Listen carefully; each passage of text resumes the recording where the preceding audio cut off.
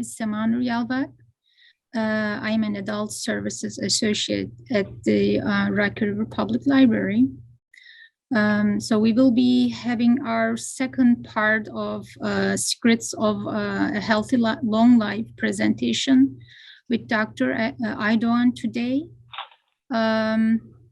So Dr. Aydogan is an associate professor and director of medical physics at the University of Chicago, Pritzker School of Medicine.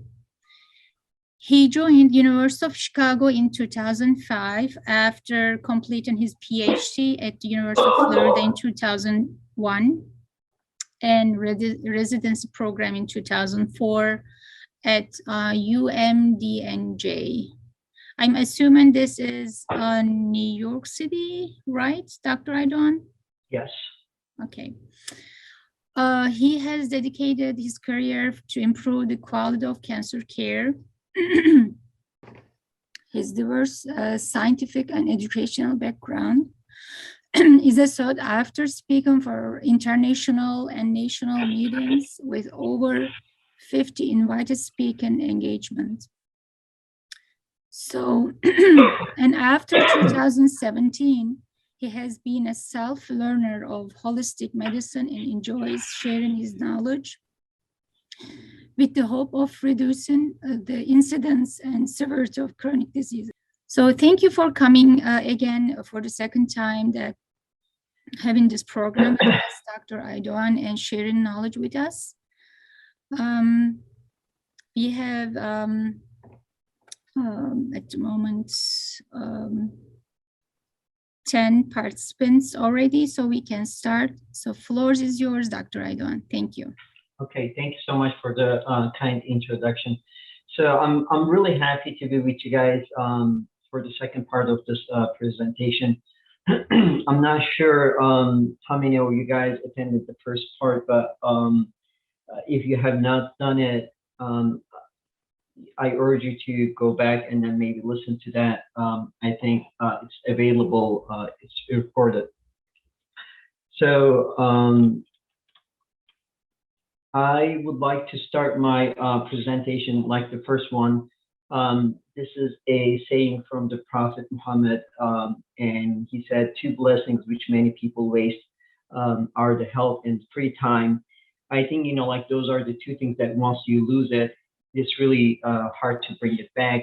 As such, you know, like it's really important to, at the first place, not to try to not to lose it, and then really be valuing our health and free time.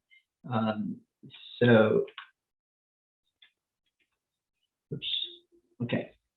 So before I start, I have to couple of disclaimers. One is I'm not a doctor. As it was being presented, I'm a self-learner of a holistic medicine approach. That's mainly started with a disease that I had suddenly find myself being afflicted. So in 2017, otherwise being a very healthy individual and with a very healthy lifestyle, I would not call it maybe that much healthy lifestyle. But I find myself in a situation where 5 of my arteries blocked, and I had a 5 bypass surgeries. And then after that, I actually had an endarterectomy, which is the clogging of or the unclogging of the arteries. So basically, dealing with these kind of diseases, premature aging of my arteries, I find out that, you know, like I have a very limited options, medical options. You know, like the one is of course surgery, but you cannot do forever. And then I find out that actually some of the holistic medicine approaches really helps with my condition. And I find out that, you know, I was intrigued after that it really helps with many chronic diseases as well. As such, you know, I started studying and then applying in my life, and I I could not go back. Actually, I feel much better and feel much more energized and much more productive. So some of the things that I'm going to be presenting today could be thought-provoking, and my goal is to provoke all of you guys to reevaluate what you know otherwise true in this presentation. So today we are actually finding ourselves in a very dire situation where 50% of our population today has at least inflicted with one chronic diseases. And most of our healthcare expenses goes to treating the chronic diseases. And many times these treatments are not curative, but like they try to increase the quality of life and try to curb the disease. As such, like it's a reoccurring expenses, and eventually it's caused the death of a person from these chronic diseases. So especially over age 65, 80% of our population have at least one chronic diseases, and 68% has 2 or more chronic diseases. And then what are these the culprits for these chronic diseases? One is insulin resistance, the other one inflammation, and then oxidative stress, and then emotional stress. So generally, we call if a person has a metabolic syndrome, if he has one of the 3 of these following conditions. One is blood pressure higher than 130 and over 185. I'm sorry, 135 over 85. Fasting blood sugar over 100. A waist larger than 40 inches for men, and then 35 inches for women. HDL cholesterol, like the 40 for men and under for 50 for women.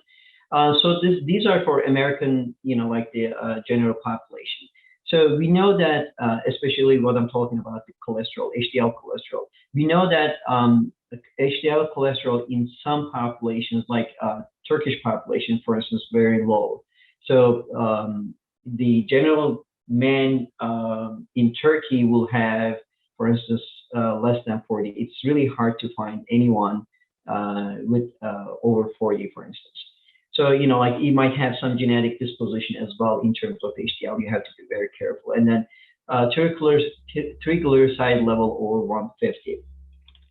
So generally, like speaking, many of the people know these are the culprits of chronic diseases. But when we talk about these, I find out they, like the general public do not know exactly what they mean and then how they cause these kind of chronic diseases. So I just wanted to give you a very quick update or the like information about like these culprits.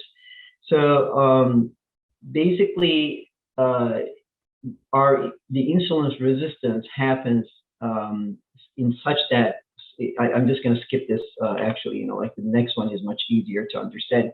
So what happens is generally in our body, when your body gets the signal that you have eaten, especially if they're really bad carbs, then like your body react to this, like by increasing the insulin. Like our body actually reacts to whatever we eat, making insulin. However, if you eat bad carbs, then like you get a spike of insulin in your body. These spikes in your body damages the beta cells in your pancreas, which produces the insulin. That's a hormone that tells your cells to absorb glucose to use as fuel. Your cells respond to this, receiving the glucose from your bloodstream. This gives you the energy that you need for your daily life, and you don't pack on body fat. But sometimes these communications gets thrown off. So this way we call the insulin resistance. Insulin resistance is when tell your body that the cells, or your body cells that fuel is coming or energy is coming, but your cells, do not open up to receive those glucose. As such, it's stored as fat, and that's actually your body, since it cannot use the glucose, then it feels tired and hungry, and then immediately your body's reaction to it eating a bad carb again, because your body wants a very quick way of increasing the energy level in your body. So this becomes a vicious cycle where you actually start eating bad carbs and your body resists it, and then you feel hungry, and then get fatter because your body cannot use the glucose. So this is basically, in a nutshell, is the insulin resistance. So inflammation. So generally speaking, we all understand what is inflammation, right? So especially, if you get a cut in your finger, for instance, immediately you see that, a pain, a heat, and redness. Basically, your body's response to it is to try to heal that when something harmful or irritating affects a part of our body.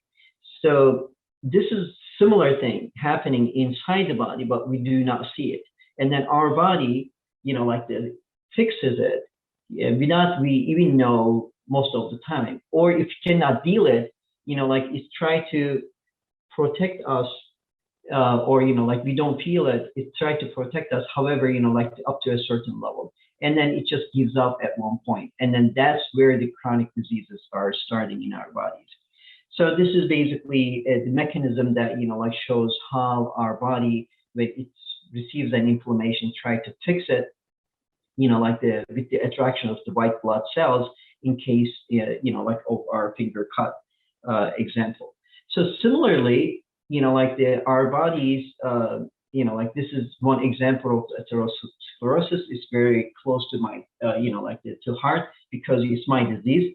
So what happens in this case, you have the first layer of our arteries, which is we call intima. So this is a very, very thin layer of cells, generally 2 to 3 cell thick. So it's very fragile. And what actually happens is, the inflammation creates a cut in this intima level. And then when you have a cut in this intima level, your body's reaction to this is to fix it, right? Is to try to heal it. And then it brings the cholesterol in there, or the lipid in there, to close it. However, those cholesterols start building up, and then they're sticky materials as such, they keep building up. So this is very similar to, if you have a cut on your finger, and then you keep cutting that area, and then what's going to happen, it's going to start building, a bigger problem. Your body trying to fix it, but it's not going to be able to fix it eventually, especially if you keep cutting it. So, the many things causing this, one of the, not only the inflammation, of course, the next thing contributes to this process is the oxidation. So there is a big difference between the acute versus chronic inflammation. Acute inflammations, our bodies, they are able to generally heal it. But if this becomes a chronic, then your body start having these turns in your body in becoming a chronic diseases, like cardiovascular diseases, autoimmune diseases, depression, cancer, all these, under the classification of caused by chronic inflammation. And generally, it's a result of many, many years of attack to our body, and then not being able to fix it. So how about the oxidative stress? So this is a physics 101. Basically, healthy atoms are in nature in a balance, right? So they, like they have generally at the outer shells, like the even number of electrons. As such, we call them neutral. So, like however, the free radicals are not like that. And then what are these free radicals? Generally, like the in our body, free radicals are created by radiation, pollutants, chemicals, stress. So, like you basically create these, or the, our bodies, the external effects actually create these free radicals. As such, like they are, like the reason that we are calling free radicals, because they need one electron to be neutral, and then so everyone try to in their life is to be imbalanced, right? So free radicals are like that, and then they're very reactive, and then they go and then steal one of these electrons from the healthy atoms, and then they turn into the atoms or the cells, like the basically damaged cells. And then eventually, cells with the oxidative stress, dies. So the way that our body fixes this, or we can fix this, like using the antioxidants. And then this is the essence of the antioxidants, right? Antioxidants has one extra electrons, and then easily gives that to the free radicals, so that saves healthy atoms in our body. So this is how actually important they are, antioxidants.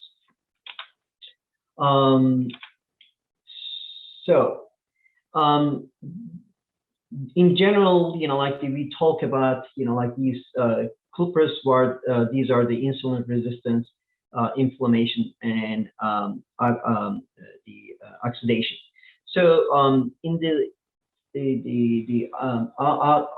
audience here today, also who attended to the last presentation, might remember me mentioning about a new kind of disease that like the it's getting prevalent in the Western societies mainly, and then that is a sitting disease.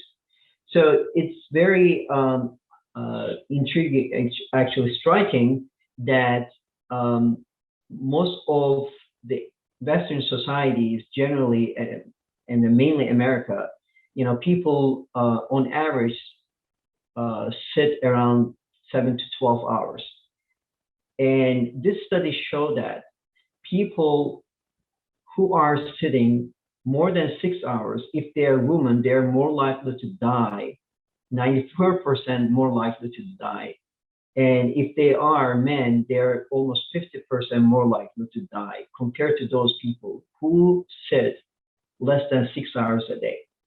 So it's really important that to adopt a very active lifestyle, and then try not to sit. And then I can hear many of you guys saying that, what, most of our jobs are office jobs right now, like what to do with this. And one of the things that you can do is basically right now, for instance, I am presenting to you guys this presentation by standing up, right? I have a bike desk that, like I generally read or watch if I'm watching anything, biking, and, like, or standing up. So not only that, like the getting out and biking, and then using different means of increasing your activities, trying to stay away from TV, watching things over, long time, using some of these watches that, reminds you every hour or so, getting up and then walking at least 10, 15 minutes, like if you could do that. Those are the things that, like you could maybe help yourself reducing one of these, like the culprit of chronic diseases. Okay, so then in our last presentation, we talked about how to prevent, like the chronic diseases. We talked about like at least 5 things that we can all do together. One is changing our diet, changing our lifestyle, like just mentioned it, like moving from sedentary lifestyle to more active lifestyle, dealing with our emotional stress. So with this, I want to repeat one more time that, like the stress is indeed good for us, and then it is actually given for a reason, or we have a stress in our life for a reason to protect our life. So if you scientifically it's proven that if you know how to deal with stress, you actually turn the stress into benefits rather than bad for yourself. It's definitely stress kills people, and then kills people who believe that stress is bad for them. But the people who knows that, like stress does not kill them, actually stress does not kill them. And also, like they're trying to deal with the stress by helping the others. It has been proven that, like it reduces your own stress. So, like scientifically has been shown that, people who help the people who are under stress, trying to alleviate their stress, okay, that could be like whatever they're going through in their life. Basically, it in return helps you reduce your stress and reduce your chance of dying from any diseases. Reducing the environmental pollution and poison, and then training your body to heal itself. And in this topic, the last one, we discussed about how we can train our body, especially through fasting. And we had discussed about autophagy, which has been demonstrated that your body, if it is left starving, keeps starving, basically, goes and then finds those disease cells and then eat them to create energy for your body. So it's a very interesting mechanism, and then it has been demonstrated that the laboratory animals who left or reduced their calorie intake, basically they were able to fight cancer better than the other groups that had regularly. And then those also who fasted, they turned protection guard around their organs. So there's so many things going on with the fasting, and then and I would definitely urge you to go and then listen to previous lecture, although like we discussed this very, very little over there as well. And then maybe we can continue this series to discuss more about how we can train our bodies to heal itself in the coming times. Follow up with a follow-up presentation. Okay, so we talk about to be able to to help ourselves. We can also find out the groups and population that on the earth lives the healthier and then longer, and there is a blue zone project which find out these populations, and they learn from them, and then they apply what they learn from these populations in the United States, in a very controlled areas. One is Spencer, Iowa, for instance. The other one is the Minnesota, Albert Lea in Minnesota. So what they find out that, when they start applying some of these things, not all of them, the commonalities in the blue zone regions, they find out, this health spending decreased, people got happier, and also they're healthier. So it seems like it's worked, so if you're interested, please go and then find out about Blue Zone project, and what are the commonalities among these people, and then also you can refer to our the first presentation in the series. Okay, so there are two things the companies cannot profit. So I'm not sure if you can guess it, but I'm just gonna go ahead and give it to you guys. One is healthy food. The second one is dead men. And as such, the companies want you actually give you the medicine and then keep you tied to the medicine for the rest of your life. However, we know that actually in many times these chronic illnesses can be dealt with proper lifestyle changes and then proper diet changes. So the most importantly, we have definitely find out through over the years through different scientific studies that the healthiest diet is the plant-based whole food diet. And then in this diet pyramid, basically what you see is you eating, your foundation of your diet is leafy greens, and then fruits and vegetables, colorful, we call this rainbow section. So the bottom or fundamental is green. The second row is rainbow. And then the third is your proteins. They come mainly from legumes and then sprouts. And we get our healthy fat from nuts and flaxseed. We use quite a bit of herbs, microgreens, wheatgrass, seaweed, and on top of our pyramid is very little, like used oil and then healthy oil. And then we are going to get to that point as well. What are the healthy oils as well? You have seen this maybe from the other presentation as well. Hippocrates said, once let food be thy medicine and medicine be thy food. So, from one of the author that I really enjoy, her quote is Anne Wigmore, and once she said, "The food you eat can be either the safest and most powerful form of medicine, or the slowest form of poison." And then this is actually correct, and has been demonstrated. And then I'll give you a couple of examples. I am a member of this Forks Over Knives official plant-based group, and you will see some of the success stories in there. So for instance, this particular person lost 100 pounds on a plant-based diet. Once she was using 20 medicine for diabetes, heart disease, and many other things. Now she is saying that she's not using any medicine, and then she'll feel amazing. Similar stories you will find here, like the over and over. And then even among my colleagues, I can just attest that many actually lost weight, and then also stop their taking medicine, and they cure their diabetes. So many scientific evidences out there.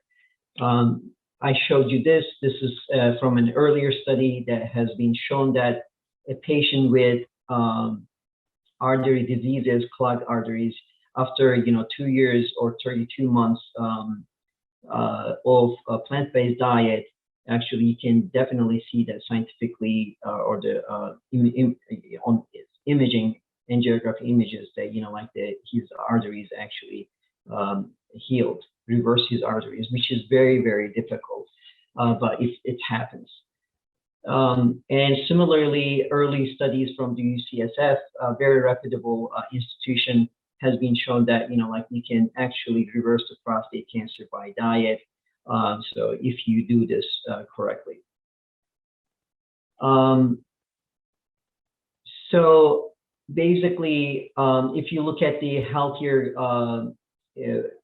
one of the healthiest populations are the Okinawans from Japan.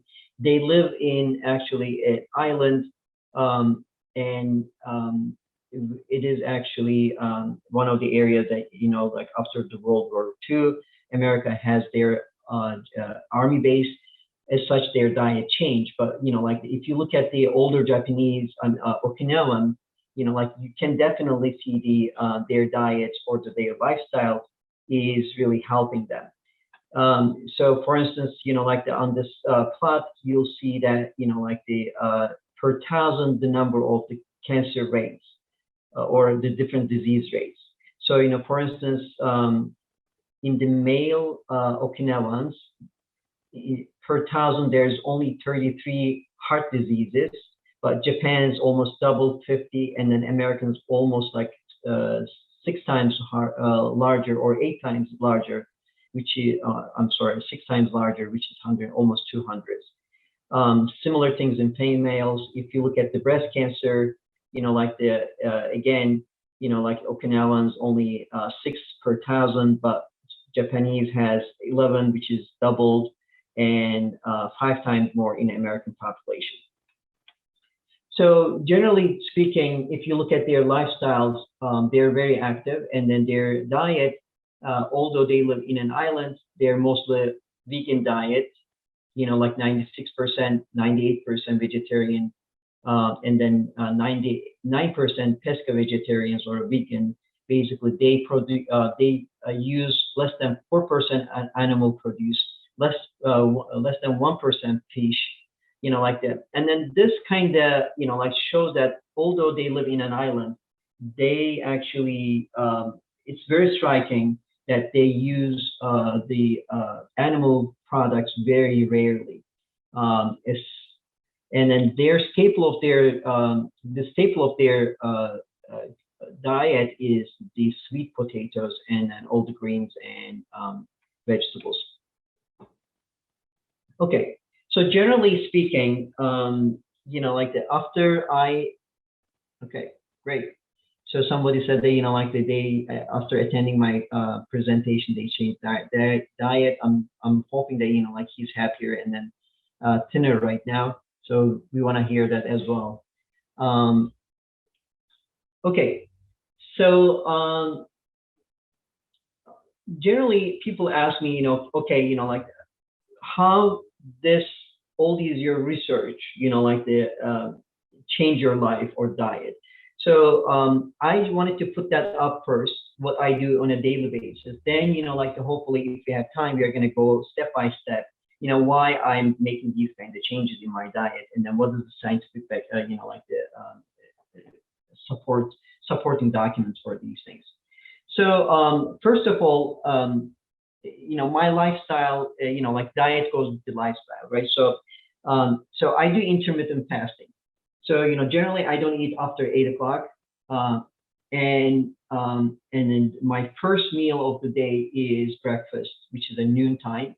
Like generally 12 o'clock, between 12 and 1. When people are having their lunch, I have my breakfast. And then before breakfast, after I wake up, I actually, only thing that I consume is a warm water with vinegar. That's the first thing. And then a herbal tea, and generally some green teas. My herbal tea is something that I make at home myself. It actually has ginger, turmeric, cinnamon, lemon, black pepper, and cloves, and with water, of course. I do not add anything else. Cinnamon acts as also sweeteners, and then after a while you get used to the taste of it.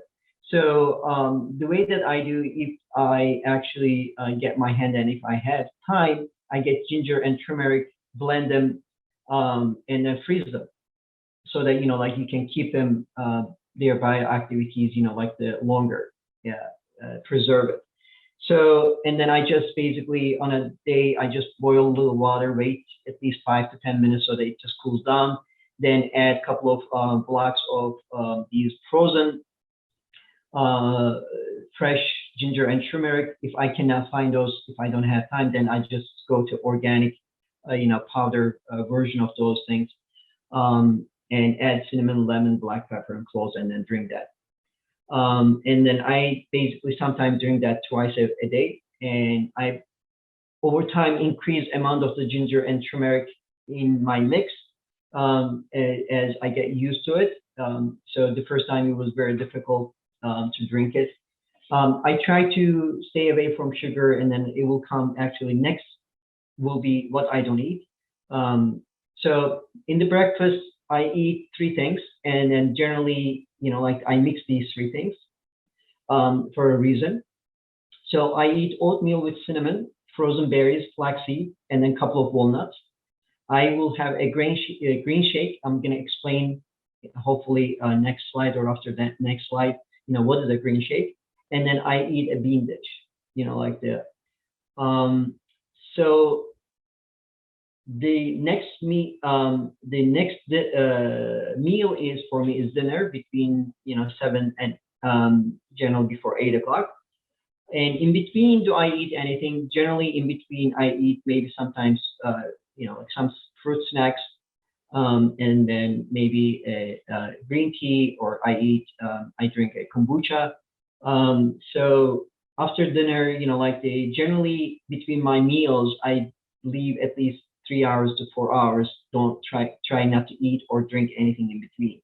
So that's important, actually, like allowing your stomach to have a good digestive condition. That you just don't keep bother, like changing the digestive condition in your stomach by putting, like something every couple of hours into your stomach, and then your stomach is going to need to adjust to that, new foods coming in there in the mix, and then try to, like deal with that, and then as such, like it's going to start delaying the digestion, and also reducing the power of the digestion in your stomach. So I think that's very important to put at least 3 hours in between what you are eating. Even water, actually, I try to be careful, not to keep drinking water, sipping water. So, like one of the habits that we have in America, like constantly we are sipping on something or munching on something. So, we need to stop that. In the dinner, okay, generally I eat, like some sweet potato. Actually, like this could go into sometimes breakfast, sometimes into my snack as well. And I make a large serving of salad with dark leafy cruciferous vegetables like broccoli and other vegetables. Definitely, I will have a bean dish, like a lentil soup and chickpea salad. If I do not have any bean dish salad, then what I do is like get, like the organic canned beans, and then just throw on top of my salad, and then that's how I get my beans and the proteins. So, I actually boil power greens that I buy from Costco. It's pretty good. It's organic, and then it has like 4 or 5 different green leafy vegetables in there. So I boil that, and then around 5 minutes, less than 5 minutes. Boiling meaning that, like the not boiling 5 minutes continuously, a total 5 minutes on this, like the medium heat. Then, like I take it out and then add vinegar, and generally I make enough to eat like 2 days. And then most of the time, like I eat this in my snack as well. In my day, I actually have at least 4 times, like the green, large amount of the greens in my diet. So I eat some fruits, with my dinner, and I do not eat anything but whole food, grains. I'm sorry. And then generally I choose quinoa or brown or wild rice, generally quinoa. And then I make my own desserts. I love desserts. I'm a chocolate addict, I have to admit, and that's one thing that I cannot really quit somehow. I'm sorry. I need to stop this phone calling. But okay, sorry about that. Anyway, so I make my own frozen berry shake with chia seed, and then what I put in the almond milk, frozen banana, and berries. I make my own chocolate pudding from almond milk, chickpeas, cocoa powders, banana, dates, and then sometimes erythritol. So erythritol is a artificial, like the sweeteners. However, it is the best sweeteners they can have. And then latest studies and supports that it could be an antioxidant actually as well. So while you're sweetening your foods or teas, or desserts, you can also get the benefit of antioxidant from the erythritol. Dr. Aydogan, before we move to next slide, I just want to ask, what type of vinegar are we talking about here? Oh, this is apple cider vinegar. Okay, all right. Thank you. Definitely. And then for those, like during the, I don't know if you can see it, but during the daytime, oops, right here. During the daytime also, just my water generally, when I'm drinking water, will have generally apple cider vinegar. I don't think that, you can overdo apple cider vinegar. And it's just a prebiotic, it's very, very powerful. So I would suggest anyone to use to incorporate apple cider vinegar as much as they can incorporate their foods or daily routine. So on a daily basis, I actually have 2 tablespoons or more flaxseed a day, a minimum 2 tablespoons, because it has omega-3. Many will consider that flaxseed is not a good omega-3 source because it's not absorbed by our body very easily. It's not the form that our body absorbs. However, it has so many other benefits along with the omega-3 that I would suggest anyone should use it. How you use it is very important. The flaxseed is very easy to oxidize. As such, it needs to be kept in the cold weather or in the refrigerator. What I do is I actually buy organic cold milk and then put in the freezer and then use it from the freezer, or I use a blender at home and freshly powder it myself, and then put in the freezer and then use within a couple of weeks. I generally use lots of frozen blueberries because it's one of the fruits that you can actually not have enough. It has very high antioxidant, very low in sugar level, and then it's very high in fiber as well. Turmeric, ginger are staple of my diet. I make grain shake from the organic power greens that I buy from Costco, and then this is the one that I generally get. So what I do is, add at least a half a bunch of parsley, lemon, kiwi, power green, which is this one, mushroom, rainbow peppers, and pomegranate juice, and whatever I find at home, it goes in there. And then I just basically drink this at least three times a day, at least, 16 ounce, every time.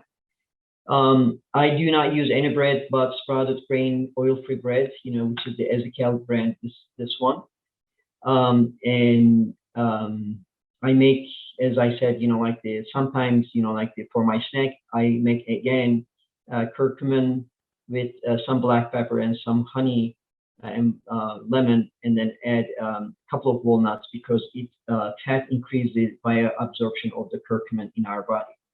So these are basically more or less what I eat over and over again, and then different versions of these things, and then I try to be creative.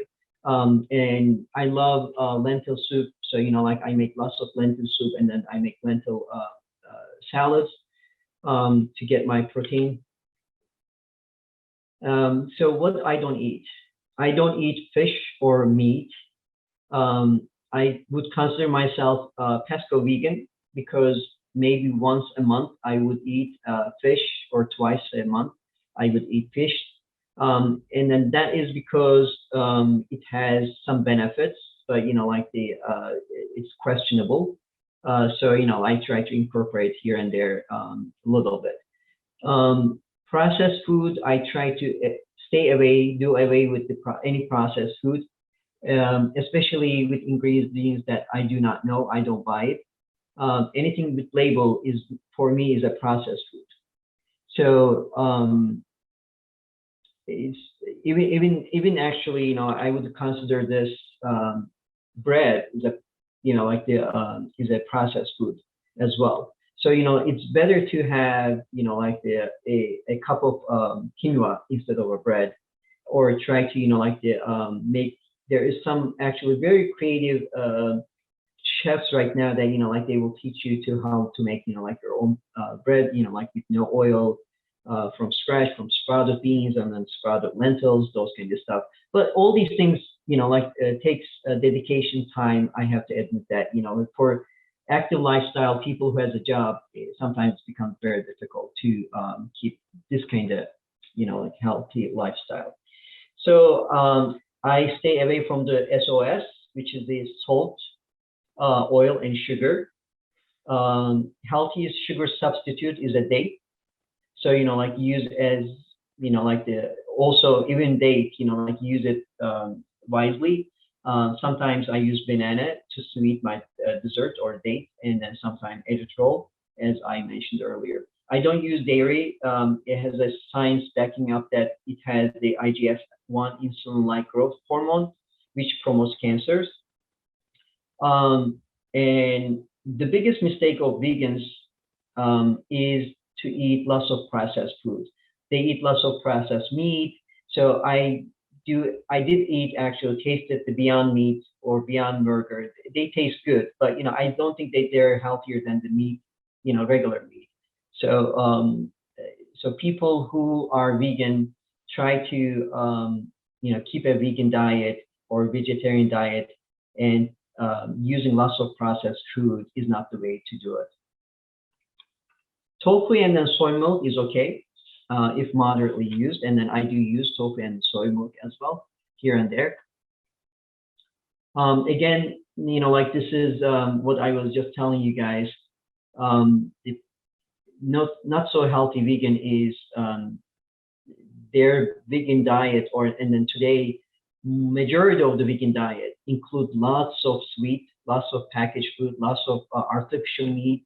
So please stay away from those, like as much as you can. Once in a while it's okay, but I don't think that they're healthier. For instance, again, I'm just, because it's important, I just want to say plant-based burgers or meats are not healthy. Okay, so this is actually one of the things that I use early, and then many of you guys, I would urge you guys to download this or have it in your phone. Like this is an app by Dr. Greger. I think he's one of the, like the really doctors that who knows what he's talking about when it comes to nutrition, and then with the scientific nutrition. So download this and then try to follow this. And then if you actually have these checkbox every day, then it means that you have a very good lifestyle changes and then diet changes you implemented in your life. So like the most of these things, if you go through it, you'll see that what I just discussed with you guys as my diet. Okay. So one of the things that like that I would like to stress is the importance of the ratio of the omega-6 and omega-3 essential fatty acids. So based on the scientific studies, it has been shown that our ancestors had a very low omega-6 to omega-3 ratio diet. Generally it was very close to 1. Current Western diet is 16 to 1. And then why this is important is because one of the reason that we are trying to get away from the omega-6 because they're inflammation factors. Okay, omega-6 is proven to promote inflammation in the living organisms and in our body. And this is actually very interesting. When they did a study, retrospective study, they find out that a ratio of 4 to 1 was associated with a 70% decrease in total mortality in heart disease, in patients with heart disease. So look at this. So we are currently, if you're consuming a regular Mediterranean healthy diet, you will have around 12 to 1. If you're following a Western diet, your ratio will be around 16 to 1 and then higher if you're consuming lots of fast food, okay? So however, like for us to start decreasing the chronic diseases, including cardiovascular diseases, the suggestion is to keep 4 to 1 ratio, okay? And so for cancer, it is much lower. They generally suggest around 2 to 3 to 1. Even a ratio of 4 to 1 did not help that much, for cancer patients. So it seems like the beneficial level is, like the less than 4 to 1, and then in some cases, like cancer, like and inflammatory diseases like rheumatoid arthritis, like lower than that. Okay, so and how we can do that? Okay, first is to try to avoid those inflammation foods from our like diet.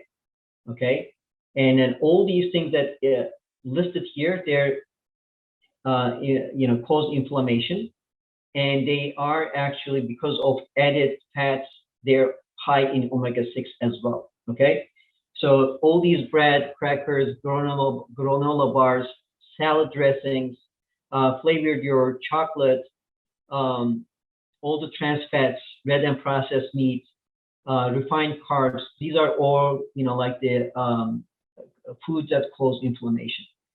And what are the good omega-6 sources? All the oils, as you can see: canola oil, corn oil, mayonnaise, safflower oil, peanut oil. So doing away from these oils will actually improve your diet quite a bit.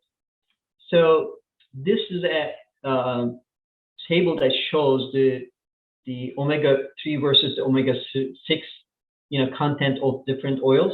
As you can see, coconut oil has very large saturated fat, but very low omega-6.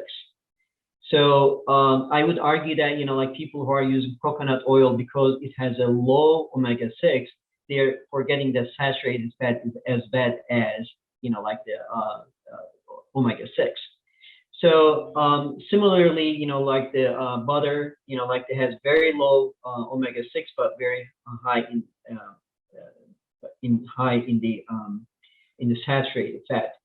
So it seems like, like the best here is the flaxseed oil. It has a very low omega-6.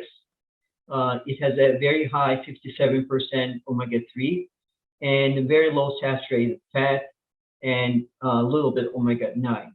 So, like, however, like anything with the oil, the problem is oxidation. And then when you use these oil, like especially to fry things, it becomes more dangerous.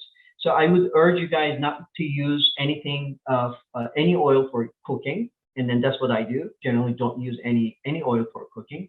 And then if I use any oil, it will be cold pressed oil, and I will use it as cold. So they call it cold pressed oil, right? Olive oil, and then you take that oil and then heat and then basically fry things with it. It's just like, I don't know, it's just like mind-puzzling to me, right? So you spend lots of money, get a cold press so that it will not be oxidized and everything, but you bring home and then you just like heat it up and then refry things with it. So I mean, it's just really interesting, right? Anyways, so there's a controversy about the fish oil supplements. Like most of the studies shows that the fish oil actually is a tail, especially at the levels that like we can get from the supplements.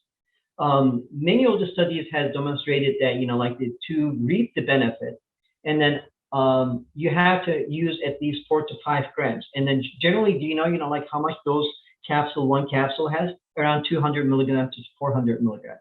So you have to reap the benefit from the fish oil, you have to use 20 of those capsules in a day. Those studies that did show benefit, they use like at least 2 grams, the 4 grams.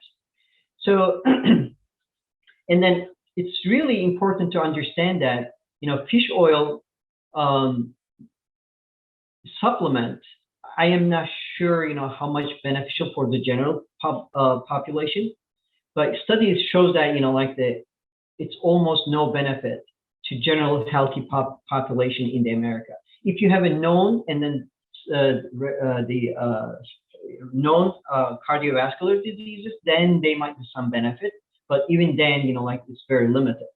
So American Heart Association finally, came up with a suggestion, said that, like the omega-3 fish oil supplements may be reasonable because there is no scientific, really strong scientific data on this one for patients who have had a heart attack or heart failure. And there is a lack of evidence that omega-3 fish oil supplements prevent cardiovascular disease in general population. Okay. However, it has the other effects, right? It has actually antioxidant effect, but those are, I would not really spend that much money to get that kind of, different benefits out of that. So, you can see that, this is a huge industry right now. It's a $4 billion industry. Okay. Dr. Aydogan, Yeah. sorry. So there's a question maybe we can Sure. answer quickly. The one in chat and one in. So yeah, how we can find the edge roll? I generally get from the Amazon. Okay, the other one is in chat box. How about grapeseed oil?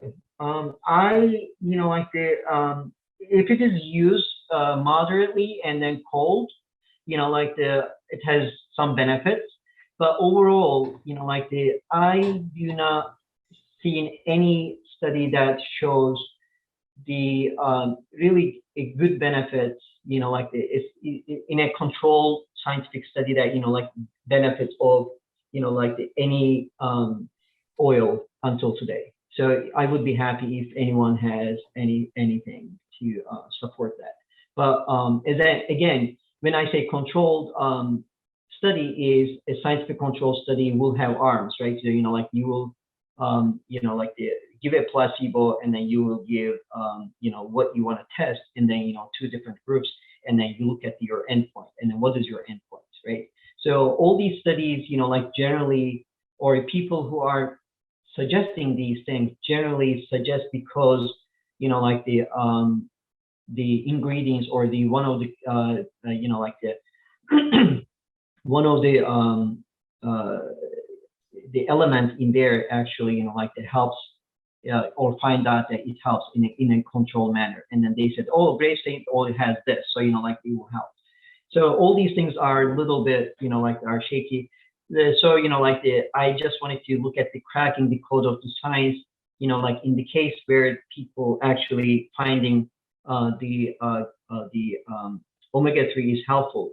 So what they did in this study is they look at the patients who has high triglyceride level, and they give them 4 grams of omega-3, and then when they find out that the omega-3 supplement of 4 grams reduced the patients from having cardiovascular death or any kind of cardiovascular symptoms, from 22% to 17%. And in terms of the death or non-fatal stroke, it was only 3%, 3.5% difference. So, they basically, these kind of difference that we are looking. So, as you can see, 3% is still good, but, you have to really understand that, when you take this, even you have, and then you have to be in this group, right? So, very control group. If you have a less triglyceride than 135, would you benefit, based on this, you cannot say it, okay? So for instance, my triglyceride level is 70. When I discussed with my cardiologist, he said that, the most likely you will not benefit from this because, you don't have a very high triglyceride level. So you have to be really understanding, the science is very meticulous. The science has very specific control conditions. And then you have to really understand each specific condition, whether it applies to you. So based on this study, somebody can say that, oh, you know what, fish oil helps, you should go and then take it. I'm a heart patient, but my cardiovascular cardiologist, we discussed it and they said, most likely you will not benefit because we have nothing to back based on this study or other studies that fish oil will be good for you, okay? So I just wanted to give you that as an example. Okay, so the other thing is there are a couple of things that I'm just going to go fast here a little bit. So what are the best antioxidants for the body? Like the you can see that like for instance like they promote goji berries, right? It's just like a pound, like almost $25. Okay, so do you see the goji berries in here? No, right? Like the highest is actually in terms of the antioxidant per dollar is the red cabbage. After that, cinnamon, cloves, blueberries, artichokes, some cherries, and then the goji berry is right here, very close to apple. So, like an apple costs maybe 15 cents, 20 cents, whatever it is, or 50 cents. But goji berries cost, like the quite a bit, and then you will get more or less the same amount of the units. And then generally, like speaking, you want to consume around 20,000 units a day. Like the eating with your salad, like the half of a serving of, like cabbage, adding some cinnamon, adding some cloves to it, eating, like the blueberries and then one apple. It should be much more than enough for anyone, for us. Okay. The next thing is nitric oxide. Nitric oxide is very, very important, especially with aging people.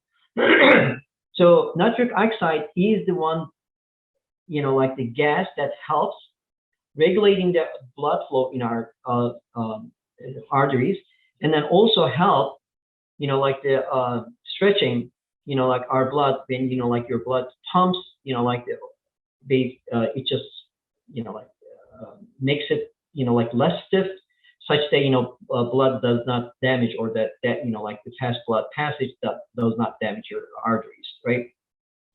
So as you age, what happens is the nitric oxide production of your body naturally, like decreases, okay? And when we come to our 50s, nitric oxide, okay, production in our body naturally drops from 100% to 35%. As such, like we start getting issues or the damages in our arteries.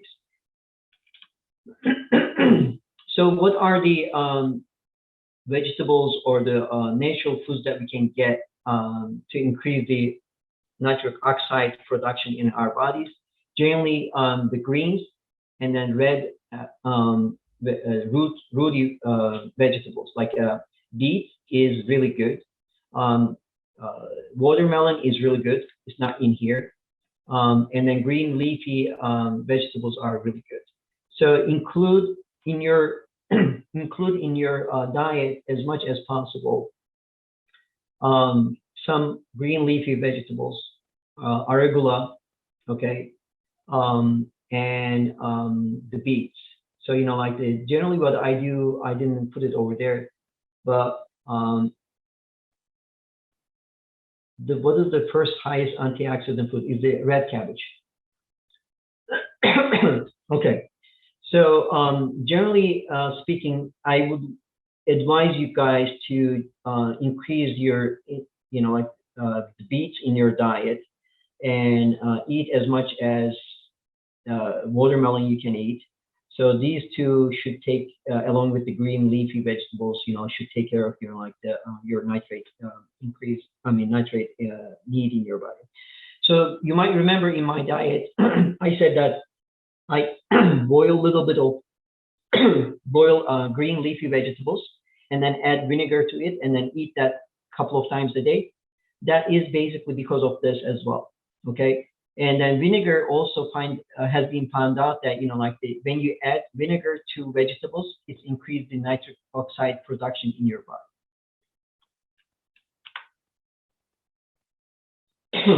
Okay, spices for diabetes. All these 4 spices are really, really good, and then all the people who are having issues with diabetes should include these into their diet. These are cinnamon, ginger, curcumin, and cumin. And so, we have a geographical hint for this. the Asian countries or the populations use more spices, and then they have actually less diseases, especially diabetes and cancers. For instance, colon cancers are very, very rare in Indians.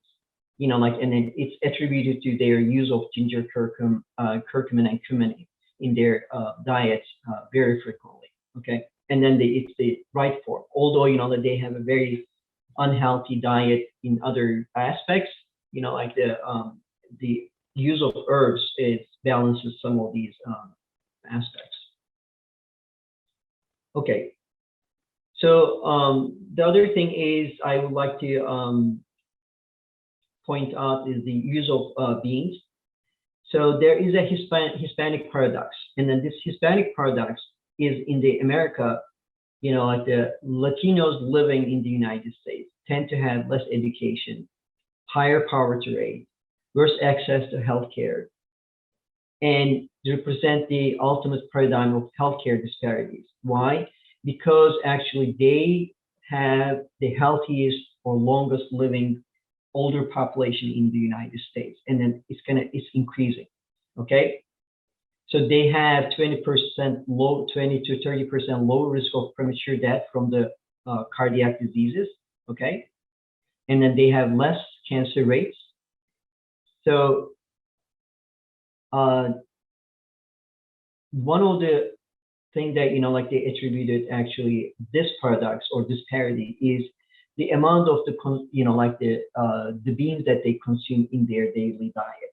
So apparently they consume, although they are like maybe 20 million or just 20 to 30 million Latinos in America, they actually consume almost 1/3 of all the beans consumed in America. So it is actually very mind-boggling. But when actually that's the only thing that they can tie into that, like the effect of the beans. The reason is bean is anti-inflammatory, and it's a very good source of the protein compared to meat. Meat is actually inflammation, causes inflammation in your body. Your body is able to deal with it, but constantly bombarding your body with the meat, it just turns into a chronic inflammation in your body.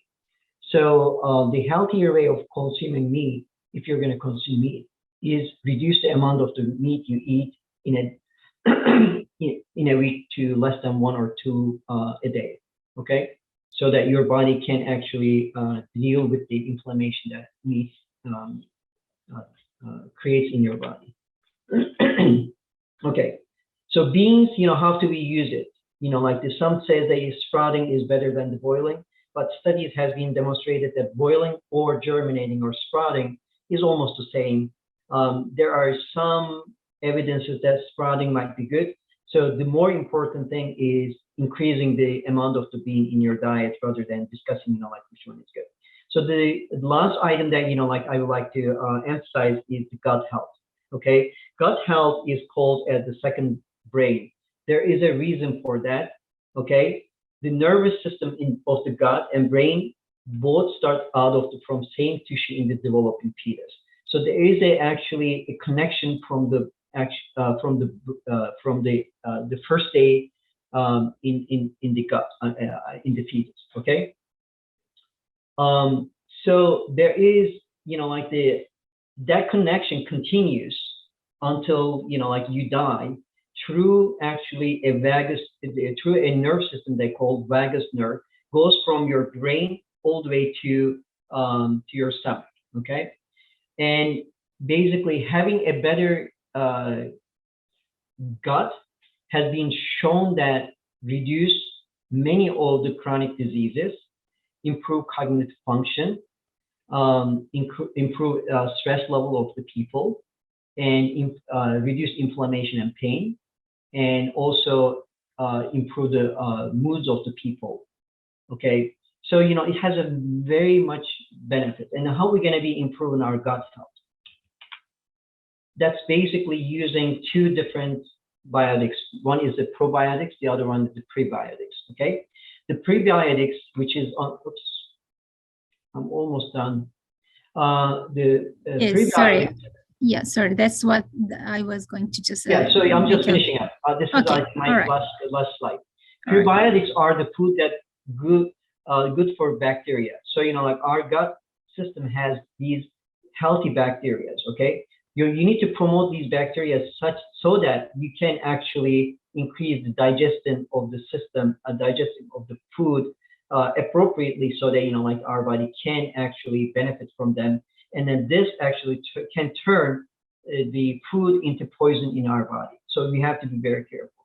So there are lots of plant-based prebiotics, and then on the other hand, probiotics are the good bacteria living in our gut that help your body to break down food and support gut system. Okay, so one is helping the digestion.